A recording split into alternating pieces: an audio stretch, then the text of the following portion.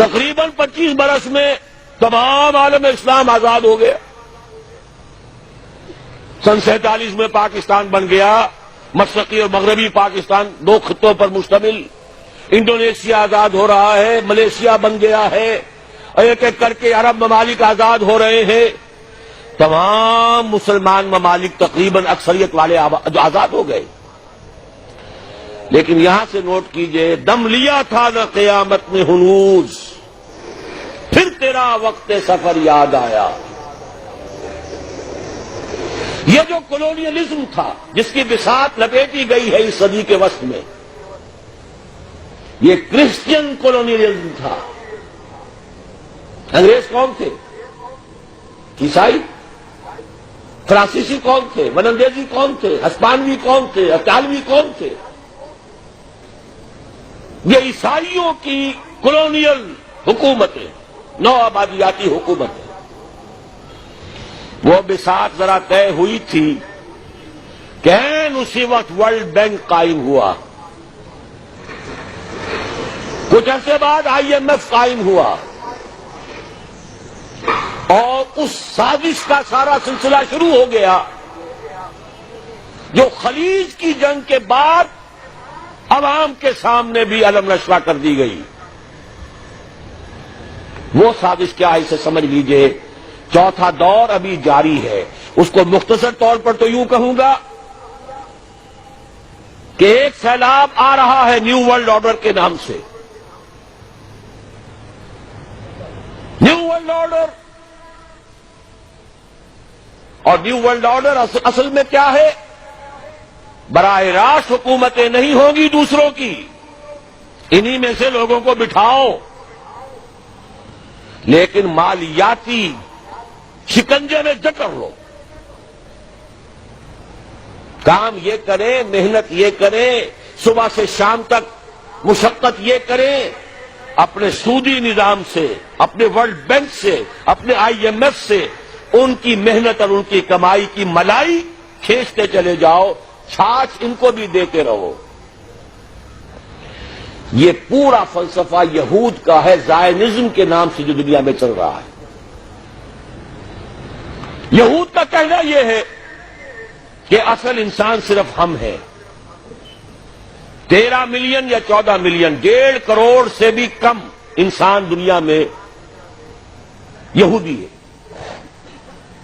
وہ کہتے ہیں اصل انسان ہم ہیں، باقی یہ 6 ارب جو بھیڑ نظر آتی ہے دنیا میں، یہ اصل میں حیوان ہے، شکلیں انسانوں کی سی ہیں. یہ گوئمز ہیں، یہ جینٹائلز ہیں.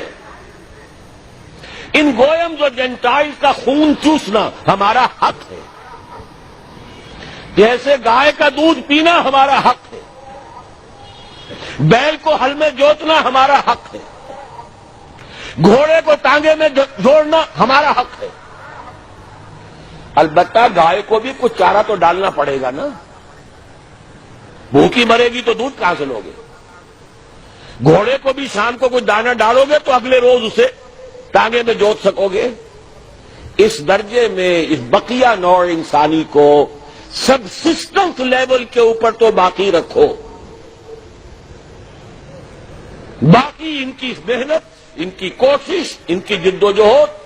گھوڑے پر اگر آپ نے جو بھی ٹانگے باندھ ہے، اس نے اگر 100 روپے شام تک کمائے ہیں تو 20-25 تو بارہ گھوڑے پر بھی ڈالے گا، باقی اس کی کمائی ہے. سب سسٹمز لیول ان کو دو تاکہ یہ کل بھی کام کرنے کے قابل ہو. لیکن سارا سودی نظام کے ذریعے سے ان کا خون ہم کشید کرتے چلے جائیں. یہ نیا مالیاتی عالمی استعمار ہے. وہ استعمار اور تھا، وہ کولونیل رول. انگریز آ گیا. اب انگریز جب ہندوستانیوں کو نظر آتے تھے تو ہندوستانیوں کا خون جوش میں آتا تھا کہ نہیں؟ بغاوت کرتے تھے، مارتے تھے، پھر وہ ہندوستانیوں کو مارتے تھے. تو مار رہے ہیں اور مر رہے ہیں، یقتلون و یقتلون. حاصل کیا ہے؟ ہمیں آم کھانے سے غرض ہے، پیڑ گرنے سے کیا فائدہ؟ اگر ہم ان کی کمائی، ان کی محنت اسے کشید کرتے چلے جائیں، اس کو کھینچ کر لے جائیں، تو خام کا ان کے اوپر براہ راست حکومت کرنے سے حاصل کیا ہے؟ یہ ہے چوتھا دور جس کی نئی شکل صرف بدل گئی ہے. پورے عالم اسلام میں حکومت میں وہی لوگ بیٹھے ہیں، عدل بدل وہ کرواتے رہتے ہیں. ایک زیادہ بدنام ہو گیا یا ہو گئی، چلو اس کو ہٹاؤ، دوسرا لے آؤ. کچھ دنوں کے بعد اسے زیادہ بدنام ہو جائے گی یا ہو جائے گا، تیسرے کو لے آئیں گے. الیکشن کراتے رہو، یہ اسی میں مگن رہے. الیکشن ممبری کرسی صدارت بنائے، خوب آزادی میں پھندے، اٹھا کر پھینک دو باہر گلی میں. نئی تہذیب کے انڈے ہیں گندے، یہ اقبال کہہ کے گیا ہے. لیکن لگائے رکھو، انہیں کرکٹ کے میچ میں الجھائے رکھو، دیکھتے رہے صبح سے شام تک بیٹھے ہوئے.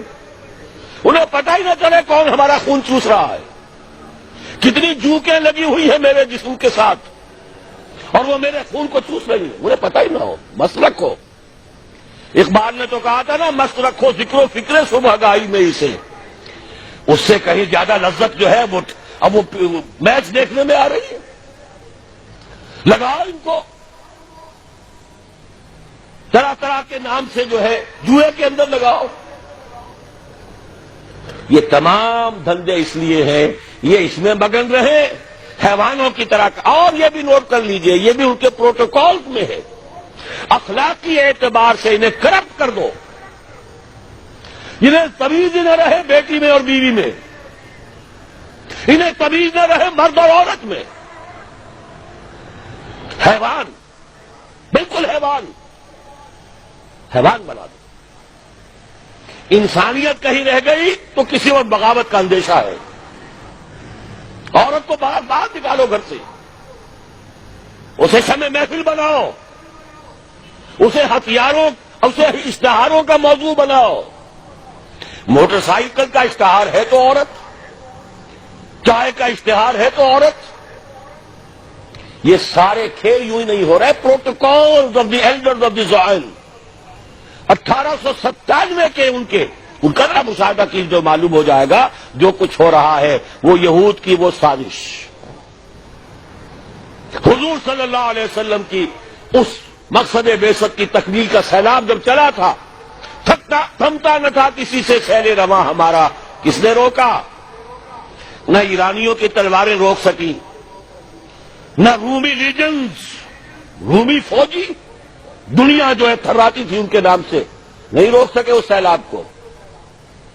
حضرت خالد نے کہا تھا رومیوں سے، تم اپنی تعداد پر نہ جانا، اپنے اسلحہ پر نہ جانا، جان لو تمہارا مقابلہ آج اس قوم سے ہے جسے موت اتنی ہی عزیز ہے جتنی تمہیں زندگی عزیز ہے. منحصر مرنے پہ ہو جس کی امید، نا امیدی اس کی دیکھا چاہیے. تو موت کا خواہش مند ہے، شہادت ہے مطلوب و مقصود مومن، نہ مال غنیمت نہ کسوت کشائی، اسے کون شکست دے گا؟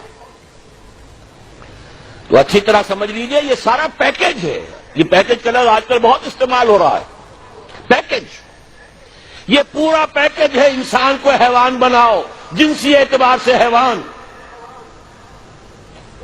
اور اس کو حیوان کی سطح پر لا کر کام کرو. صرف روزی کھاؤ جو تمہارے لیے ضروری ہے، باقی تمہاری محنت کا سب حاصل ملائی اوپر کی ہم لے جائیں گے. یہ ہے اس وقت اس چوتھے دور کا نصف ثانی.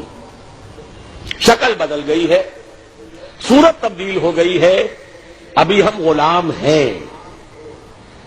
فرق صرف یہ ہے کہ پہلے انگریز فوجی بھی نظر آتے تھے، اب نظر نہیں آتے. اب ہمارا ہی قوم کا کوئی فرد ان کا کارندہ بن کر قرقمین بن کر بیٹھا ہے آ کر.